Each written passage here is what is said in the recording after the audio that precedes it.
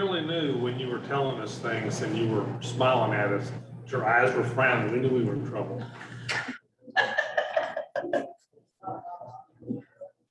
Welcome, virtual attendees. I'm glad to have you on the line. Thank you all so much.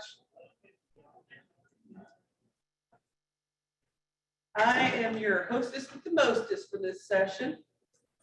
Alternative uses of KYTC right-of-way.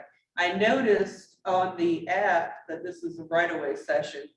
So I thought about not showing up because I'm utilities, but I thought you guys might be disappointed if I wasn't here. I don't know. So I showed up. This is a bit of both. It's right-of-way and utilities. Clean energy and connectivity is the subject matter. This is what we've seen, what we've deemed as utilities historically, right? Water, sewer, electric, gas facilities, telephone.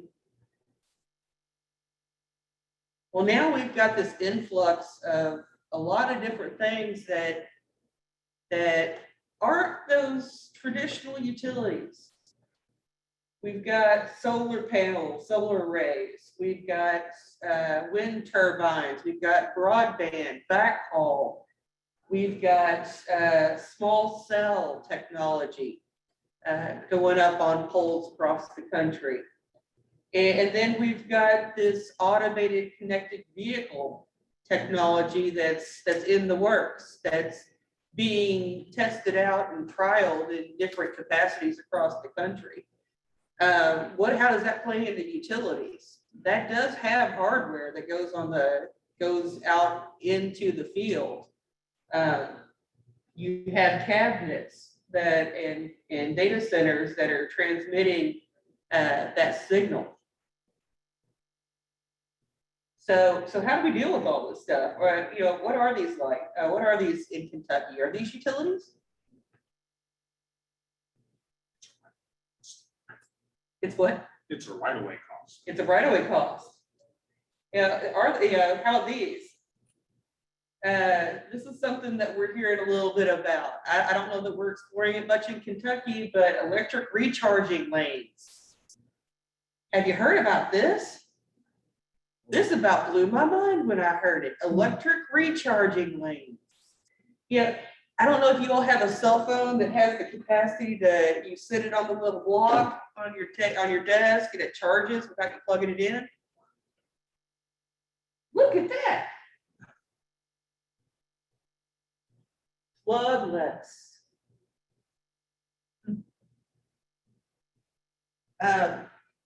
That's kind of mind-blowing for me. Are these utilities?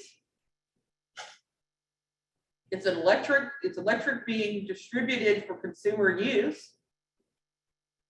Is it a utility? Wow. The world of utilities is changing. Yes. How are they generating that electricity? Are they doing solar? Off that, Yeah. this is not something that I have seen in Kentucky, nor do I imagine we're really like digging in too hard into recharging lanes.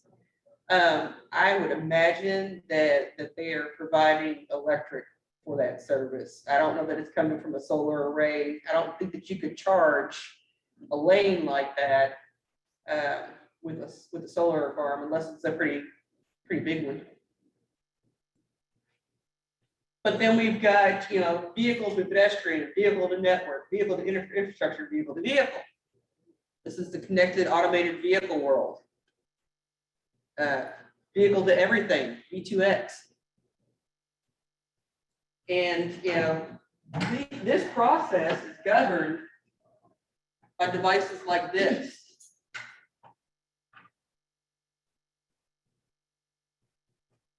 Are they utilities?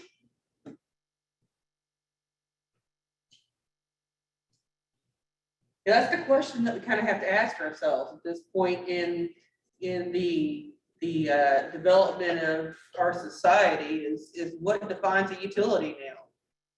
We're accommodating, according to Kentucky Revised Statute 278.010, in case you want to know, there it is on the screen. most of the utility relocation law that we use for our projects is governed by this definition of a utility. In that law, it says the generation, production, transmission, and distribution of electricity. It talks about all of our usuals, water, gas, sewer. And then it talks about transmission or conveyance over wire, in air, or otherwise, any message by telephone or telegraph. Who's talking telephone and telegraph now, guys? We're just looking at a wireless charging lane for moving vehicles, and my law says by telephone or telegraph. My point is that the law in Kentucky is very outdated. This has not been modified in many, many years. It's something we're looking at trying to do, and that's something I'll talk about in this presentation. This is outdated. Generation, production, transmission, distribution of electricity. That's not really accounting for solar. You know, there's storage somewhere in there. It doesn't account for wind turbine technologies. There's storage in there. I think when we wrote this, we weren't thinking that the world was going to look like it looks today.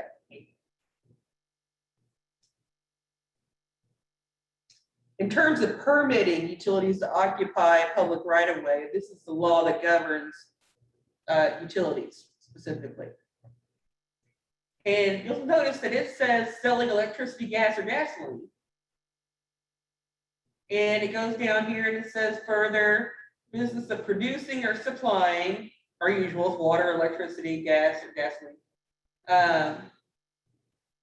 They have the opportunity to occupy our right-of-way.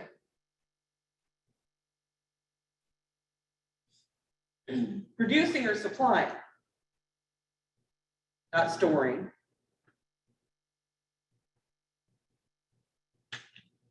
Doesn't mention anything about any of this communication stuff that we're dealing with. Heck, it doesn't even mention cable TV. Been around for a little bit. Law's outdated. So we're looking at the laws and we're opting to make some changes. Our statutes raise a few questions, and that's what it says up there. Kentucky statutes raise questions. There's multiple definitions of utility. So the utility relocation laws in Kentucky rely on the Public Service Commission, which was that first one, 278. And then I showed you the law for permitting utilities, and it defines utilities something different. So it's a little confusing because Kentucky law doesn't have a single source of what is a utility. And we're looking at outdated definitions that exist today, multiples. And we're looking at the reality of the world today that we have all these things that maybe are utilities, but aren't really defined in the law, and we can't accommodate for them. Data communications technologies aren't clearly represented in the law. Small cell, where does that fit in the definitions of utility in Kentucky? It really doesn't. Broadband, dark fiber. We talk a lot about owners of facilities. What about an owner of, when we talk about owners of facilities that provide a service or a good for compensation? What about a dark fiber that's being leased to the utility to a provider? Is the dark fiber owner lawfully permitted in our law? It's kind of questionable because the law says that that person has to own it and provide a service to the public for compensation. Doesn't really fit, does it? Not really. Not in the real world today, where we have people owning the fiber and then leasing the use to another entity. The law doesn't fit. Backhaul. Backhaul lines are providing service to a structure that's providing service. It's not providing service to the public for compensation, it's providing service to a structure. So backhaul doesn't really fit the law the way it stands today. Generation and storage of renewables, solar farms, wind turbines. There's storage involved in that. Our law in Kentucky doesn't account for that. So, yes, ma'am. You have a question. Says, David Whitworth says Indiana does not consider broadband a utility. You may have covered this. What is Kentucky's consideration of such service? Broadband is not considered a utility in Indiana. In Kentucky, you saw that definition of a utility: transmission or conveyance over wire, in air, or otherwise of any message by telephone or telegraph. The law is too outdated. It doesn't encompass broadband. Do I think that Kentucky perceives broadband as a utility? Yes, I do. Does the law indicate that? It's not specific enough. It's not inclusive enough to accommodate broadband as a utility in the strict definition of the law as it stands today. And that's in the discussion over broadband being a utility. Yeah, that's the question that we're asking. Are these utilities? Yeah, they don't fall under the bounds of the law today. Yes, sir. So one of the issues with Indiana specifically is the Indiana law says that cannot charge a utility for right-of-way space. So classifying broadband separately allows them to charge broadband to install longitudinally in the interstate. Now, mind you, that gets really, really tricky for me coordinating a project on an interstate with existing fiber crossings, interchanges and stuff. Do I treat them as a utility or am I treating them as broadband? Because it's a dance. And it's not going to work out real well. It has to get clarity. But the notion was to be able to charge them for long haul. Like I-70 from Indianapolis all the way through Ohio has Facebook fiber in. And when we talk about permitting utilities to occupy a public right-of-way, yeah, that's something that is critical to this discussion that we're going to get into, because utilities in Kentucky are, as in Indiana, are not subject to a lease fee of occupancy to be permitted in our public right-of-way. So we don't charge them to occupy that space. So it's a similar question that we have to ask ourselves when we look at these laws and consider whether or not they need updating, which it seems to be. I think you all can agree that this is a no-brainer. We have to update these laws. And we are digging into that now.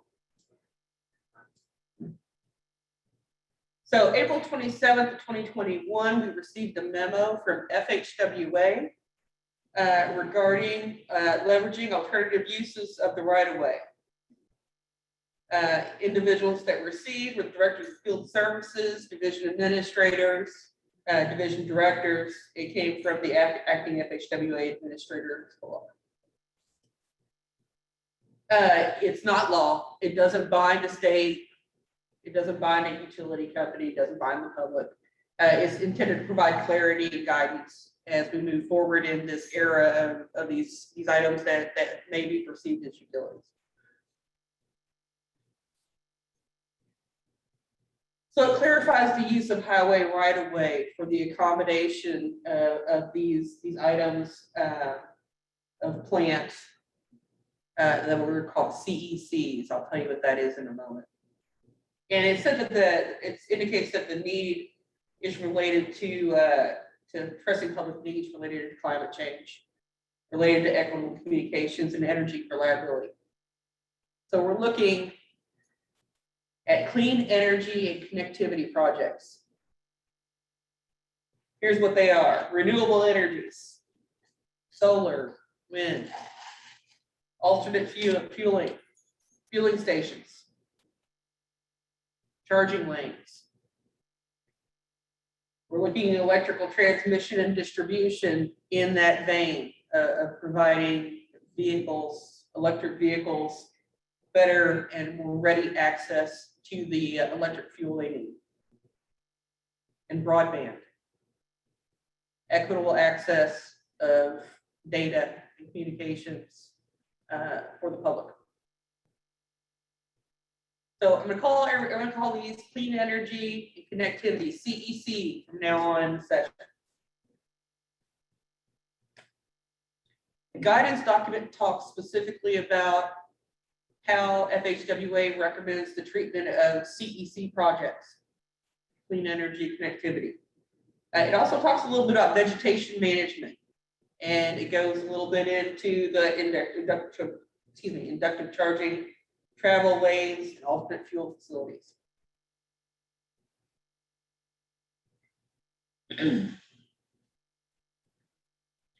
So, uses of the highway right-of-way enable breakthrough transportation tech and utilize the full value and productivity of right-of-way while reducing or eliminating the maintenance expense. So we're looking at this memo in the world of these CECs, and we're asking ourselves, would accommodating these features in our right-of-way encourage the advancement of the technologies that we want to see? We heard yesterday a little bit about connected automated vehicles and the desire to reduce the injuries and fatalities and how much value there could be in CAV technology in terms of reducing crashes on our roads. So what can we do to accommodate these treatments that will better advance that transportation technology? And we're looking at the possibility of reducing expense to the DOT as a result, potentially through some various mechanisms. So FHWA is looking at revenue generation in terms of P3 projects in the realm of CEC, renewable energies. So the memos look at FHWA's recommendations are looking at establishing P3 projects for specifically renewable energy, cost savings measures. They also recommend land lease and power purchase agreements to reduce state's energy costs. So what do I mean by land lease, land license payments? In Kentucky, we don't charge for access to our right-of-way. FHWA is asking, and this memo didn't go specifically to Kentucky, this went across the country. I don't know that I qualified that, but what they're indicating is take a look at this. We are using public right-of-way for a good purpose and a necessary purpose, but perhaps there should be a land lease charge for occupancy on these types of facilities. Are other states doing, do you know of other states that are doing that? Oh, yes, So like absolutely. your water, you know, what we consider our traditional utilities, stuff we like, water, wastewater, and even municipal home stuff. It varies greatly across the country. There are some states like Indiana and ourselves that don't charge a fee for occupancy of a utility in public right of way. There are some states that charge a lease fee. There are some that charge a one-time permit fee. Usually for those states, that's covering the cost of permitting the facility and doesn't cover any other significant costs in terms of property value or property loss due to the occupancy. There's a lot of different ways to skin the proverbial cat in terms of cost recovery for permitting occupancy. Some states are looking at power purchase agreements with renewables. So they use some of the energy value that's collected through the occupancy of that renewable on their property. Utah is an example with broadband. They strike a bargain with the provider of the broadband facility, and they put a ton of broadband in Utah that also works to connect the agency's services. So they share. It's a cost sharing kind of experience. Yeah, there's a national research on that very topic right now. Thank you. Evaluation and compensation for utility installation in right away. Yeah, the National Cooperative Highway Research Program, NCHRP, has a research endeavor on this exact subject. And what they're doing is they're collecting an inventory of how the states permit utilities to occupy right of way. And they're going to divide it up into groupings of, well, these states don't charge a fee, and these charge a one-time fee, these charge an annual lease fee, and break down how those charges look. And if they're divided up by facility type, then you've got this whole dark fiber thing to throw into the mix as well, if we're permitting them. The challenge for any state is that state law drives so much of what you can and cannot do. What's the utility's position in the state legislature? Absolutely. I mean, honestly, that's where a lot of it goes. So the research was requesting is like, well, what's fair? What can you charge? And what could you charge for? And so What does mainstream pay certain electric company for poles? There's spaces there. yeah, and you know, I'm on that research project. My role hadn't started yet, but I know that we talked about what do they pay for railroad space. The railroads don't let you get in their space, that's for sure. No, they do not. What's that? Can we mirror that? And so, yeah, you're exactly right.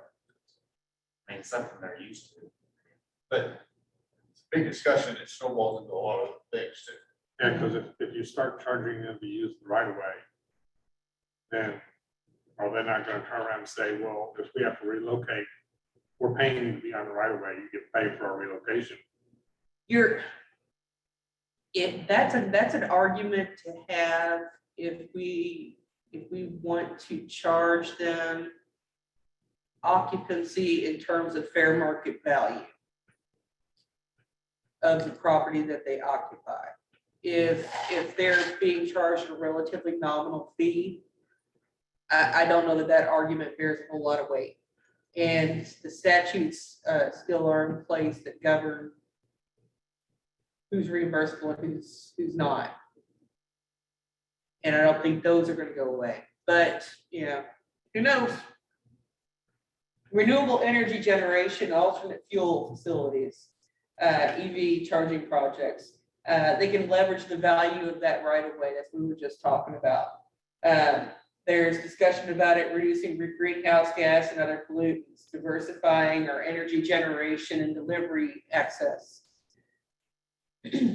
fostering green job market is one thing that FHWA pointed out in the memo. Potential revenue source, we talked about that, and reducing, eliminating ongoing maintenance expenses, which some states do put maintenance expenses into those lease fees and then calculation of those lease fees. So the FHWA memo so that we can address the CEC projects in one of two ways. First way is accommodating those CECs as a utility under 23 CFR 645. So they're saying that we can do one of two things. We can treat them as a utility, or we can approve them as an alternate use of the highway right of way in 23 CFR 6710. If we accommodate them as a utility, we have to ensure that there's no adverse effect to the transportation facility's use and function itself. We have to broaden our laws in Kentucky. The federal law is pretty broad in and of itself, and it defers to the state laws. So definition of utility nationally, very broad. Definition of a utility in Kentucky doesn't really accommodate CECs. So FHWA's recommendation, their guidance indicates clearly that we need to look at our laws and see if we can accommodate CECs as utilities if we opt for this method, accommodating them as utilities.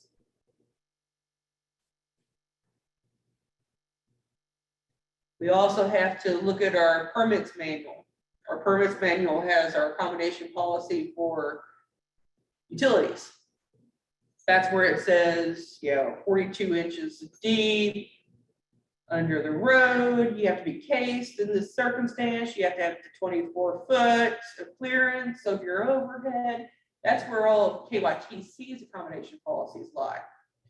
We have to look at our policies, state law, policies for accommodation before we can even broach the subject of incorporating CECs as a utility.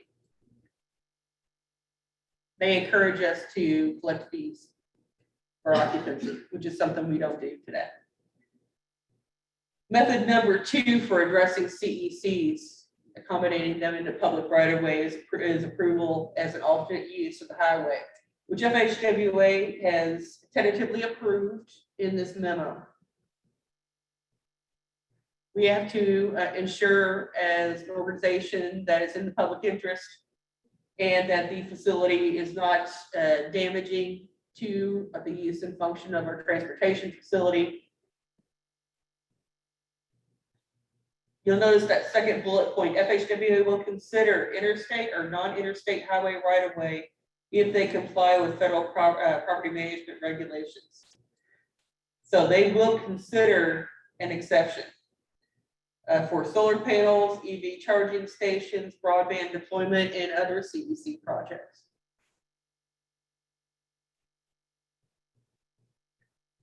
They recommend that fair market value is how we calculate the cost of occupancy if we are opting with the occupying the right of way as an alternate use, not as a utility.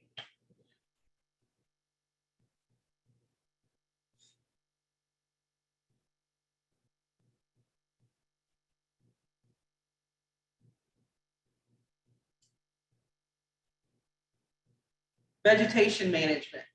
It also talks about vegetation management, which isn't really a CEC, but they threw that into the memo. We do vegetation management in Kentucky to a certain degree, right? The reason why there's value to vegetation management is shown up on the screen. Increased mowing heights are going to potentially address flow issues, rain events, deter that peak flow, diminish it, encourage infiltration, increase the amount of carbon that is sequestered or removed from the atmosphere. So when we allow the grass, the natives to grow higher, increase our mowing heights, these are the potential results. And this is something that FHWA does encourage. Further, pollinator habitat in foraging zones. So native plantings and grasses, including non-invasives, can serve as migratory way stations for monarch butterflies, bees, and other pollinators. So this memo specifically recommends and encourages the development of these pollinator habitats with native species in our public right of way. And it says specifically that they can be carried out by others under agreements for an alternate use of the right of way. So if we have an entity that wishes to establish a pollinator habitat, FHWA has given us the go-ahead to consider that a valid alternate use of the right-of-way to file for an exemption.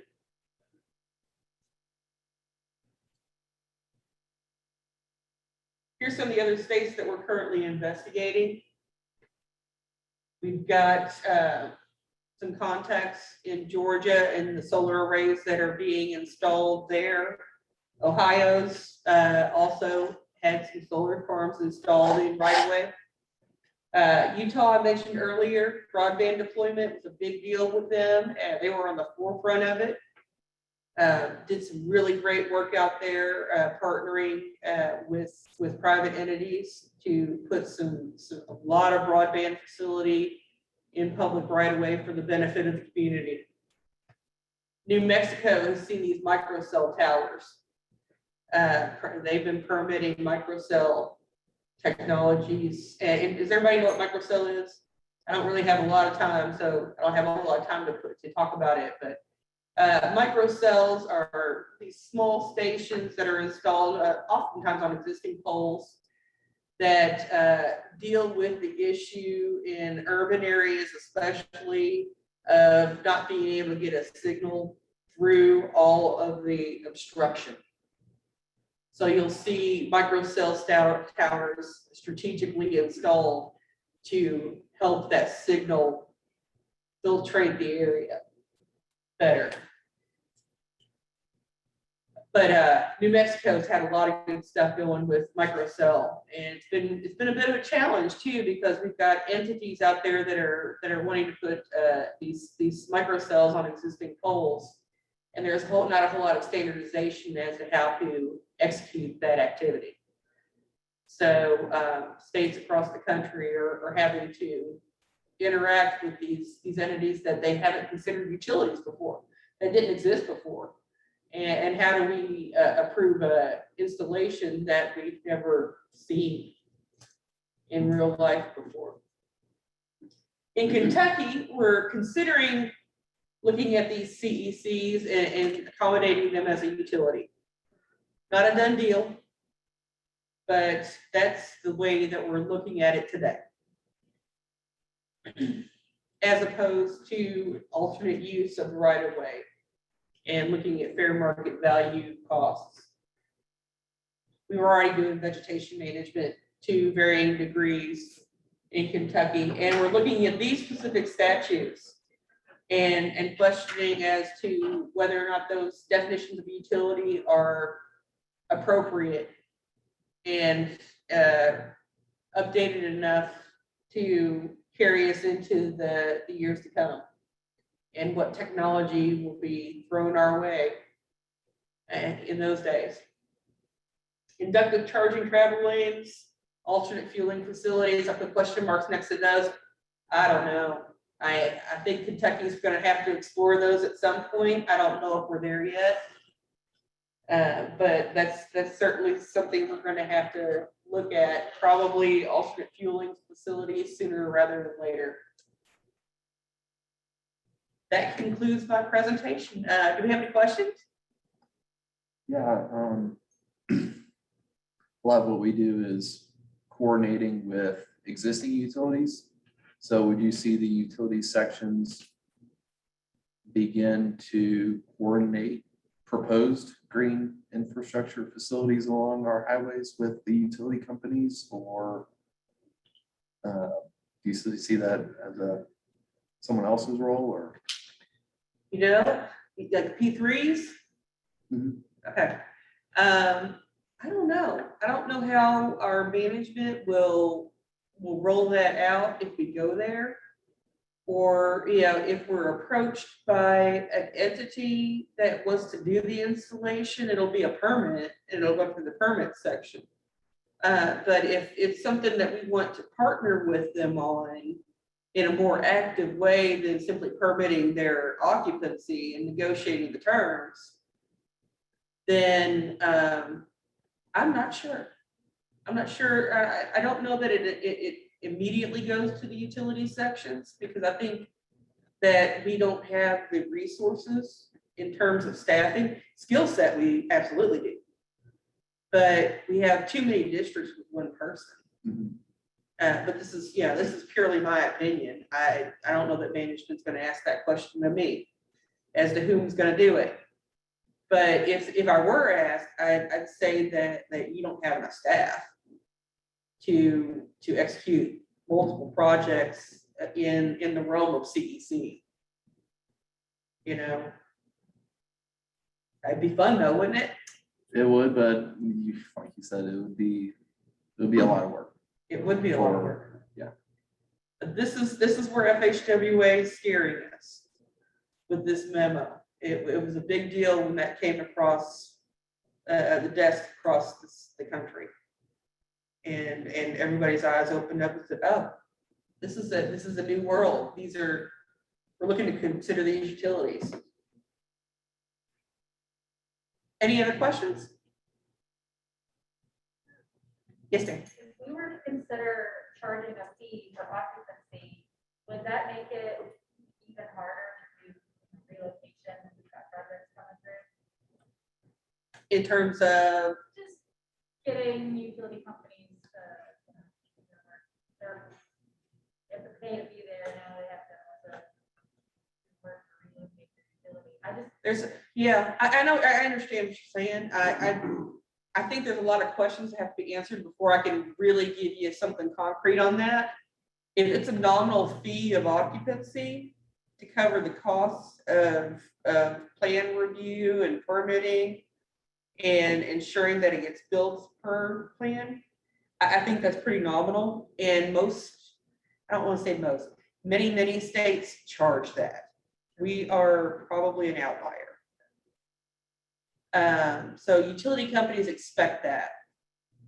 Now, if we were to go from the perception of them as a utility to charging them fair market value of occupancy, that's different. That's very similar to them buying an easement from a private property owner where they'd have a reasonable expectation of occupancy. So, and there's a lot of legal issues that would have to go into that. It might make it more difficult. I don't know if it's nominal that it would, but the higher up you go in terms of cost, I'm sure that there'd be a lot more bulking. But if you were here at the previous presentation, avoidance is something that we have to start looking at in terms of utilities in our projects. And I think that helps soften that a bit. Any other questions? Nothing on the line? All right, well, thank you all so much for your time today.